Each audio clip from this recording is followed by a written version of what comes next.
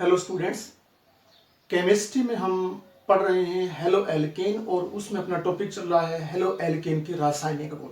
और रासायनिक गुणों को बता चुका हूँ, 4 भागों में बांटा गया है। 4 भागों में से 2 भाग हम पढ़ चुके हैं और तीसरा भाग आज हम पढ़ने जा रहे हैं और वो है विलोपन अभिक्रिया। विलोपन हटाना, विलोपन का शाब्दिक अर्थ है हटाना। तो पहले एक एग्जाम्पल के थ्रू मैं आप लोगों को समझाता हूं और फिर इस टॉपिक पर हम आगे बढ़ेंगे। जैसे इस प्रकार से ये एल्किल हैलाइड है और यहां 2H मैं इनको 2H में से एक H को यहां लगा लेता हूं और यहां ये हैलोजन है, इस हैलोजन को मैं यहां से यहां लगा लेता हूं और फिर इसमें एक यौगिक एल्कोहलिक KOH। एल्कोहलिक KOH का अर्थ है कि एल्कोहल में KOH मिलाकर और इसमें डाल दिया गया, तो उसे बोलूंगा मैं एल्कोहलिक KOH। यहां ALC लिखते हैं ब्रैकेट में, या आप हिंदी में लिख सकते हो एल्कोहलिक KOH। तो वो मिला देंगे।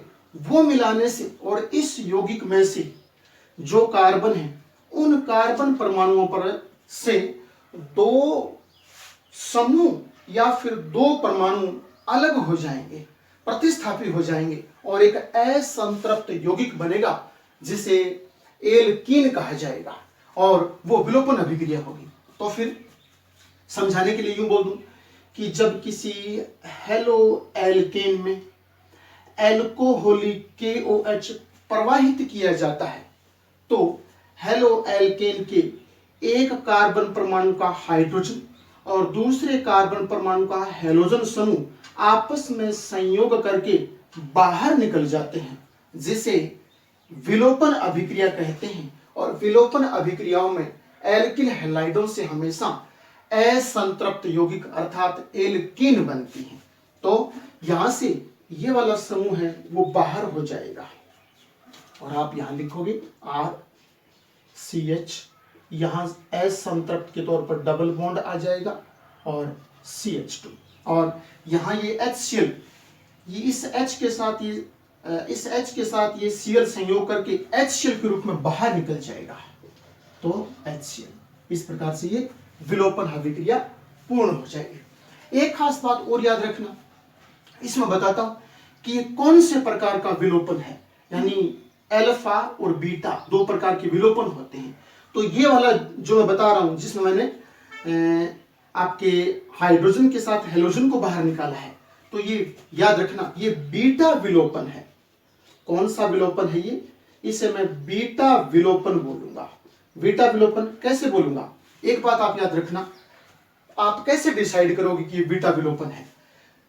जब कोई कार्बन श्रृंखला में कोई समूह जुड़ा हो, जैसे इसमें समूह Cl जुड़ा हुआ है, समूह जुड़ा हुआ, तो उस समूह की तरफ से हम चलते हैं। तो समूह की तरफ से जो पहला कार्बन है वो होता है अल्फा कार्बन, जस्ट आगे जाऊं तो होता है बीटा कार्बन, और आगे जाऊं तो अल्फा बीटा गामा डेल्टा यूं चलते जाते हैं।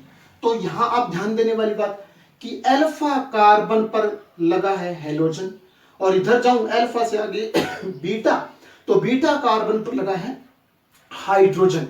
तो अब ध्यान देने वाली बात यह है कि जो समूह होता है उस समूह को काउंट नहीं करते हैं, यानी समूह कौन से है आपके कार्बन पर लगा है उससे हमें कोई लेना देना नहीं है। हमें तो ये ध्यान रखना है कि आपके समूह के बाद में और हाइड्रोजन कौन से कार्बन पर लगा है। जैसे इसमें हाइड्रोजन बीटा कार्बन पर लगा है, बीटा कार्बन पर लगा है तो ये बीटा हाइड्रोजन है और बीटा हाइड्रोजन इस समूह के साथ बाहर हो रहा है, तो मैं इसे बोलूंगा बीटा विलोपन।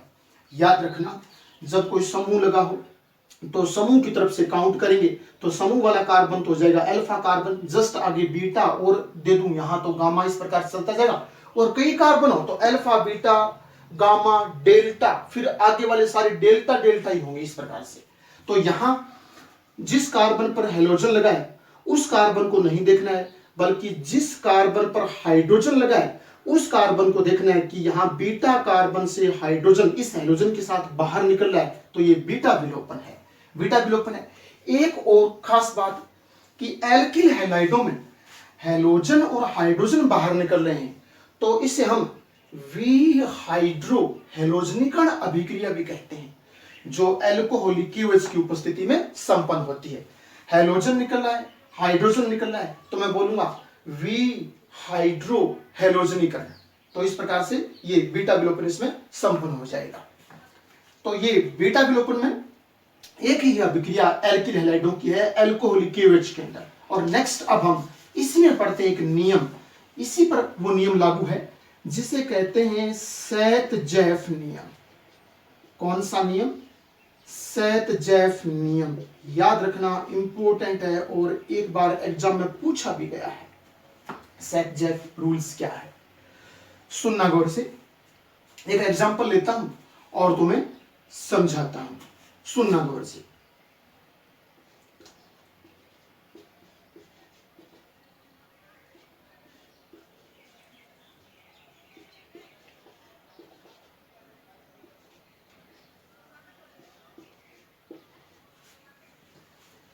ये मैंने 4 कार्बन वाला कोई हेलो एल्केन लिया है और इसमें एल्कोहलिक KOH प्रवाहित कर देता हूं, एल्कोहलिक KOH प्रवाहित कर देता हूं। तो अब सैत-जैफ महोदय कहते हैं कि जब किसी एल्किल हैलाइड में एल्कोहलिक KOH प्रवाहित किया जाता है तो बनने वाली असंतृप्त जो यौगिक है अर्थात जो एल्कीन है, तो उस एल्कीन में वहां वह एल्कीन अधिक मात्रा में बनेगी जिस पर प्रतिस्थापित समूहों की संख्या सबसे अधिक होगी। सरल शब्दों में तुम्हें समझाऊं तो मैं यूं कह सकता हूं कि मैंने ये एल्किल हैलाइड लिया है, एल्कोहलिक KOH प्रवाहित किया है, तो यहां 2 प्रकार की एल्कीन बनेगी। पहले मैं 2 प्रकार की एल्कीन लिख देता हूं, फिर तुम्हें समझ आएगा।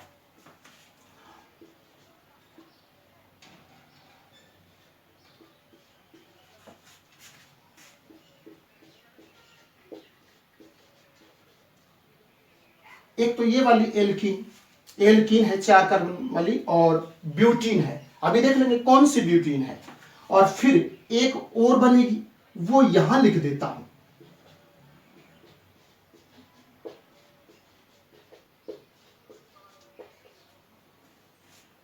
ठीक है, यहां Br है और Br में से हाइड्रोजन इसके साथ प्रतिस्थापी होगा, तो यहां एक तो प्लस में HBr और कर देता हूं, HBr।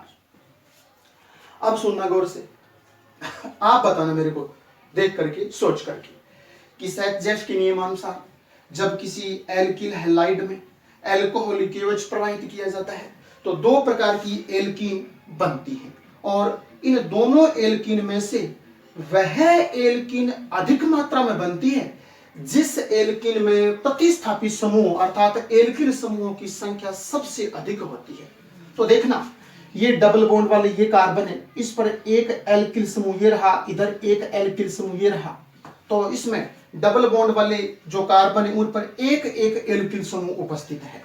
इधर वाले में देखना कि यहां आपके डबल बॉन्ड वाले ये कार्बन है और इस कार्बन में ध्यान देना एक साइड में ही एल्किल समूह है। इस डबल बॉन्ड वाले कार्बन में तो दोनों तरफ एल्किल समूह है, इस डबल बॉन्ड वाले कार्बन में केवल और केवल एक ही तरफ एल्किल समूह है और एल्किल में 2 कार्बन वाला समूह है। ये तो डबल बॉन्ड वाले कार्बन है, ये तो डबल बॉन्ड वाले कार्बन है और इसमें समूह तो ये जुड़ा हुआ है, ये डबल बॉन्ड वाले कार्बन है, इसमें समूह ये जुड़ा है और ये जुड़ा है, तो यहां 2 समूह है। डबल बॉन्ड वाले कार्बन पर 2 समूह उपस्थित हैं, यहां डबल बॉन्ड वाले कार्बन पर केवल एक समूह उपस्थित है।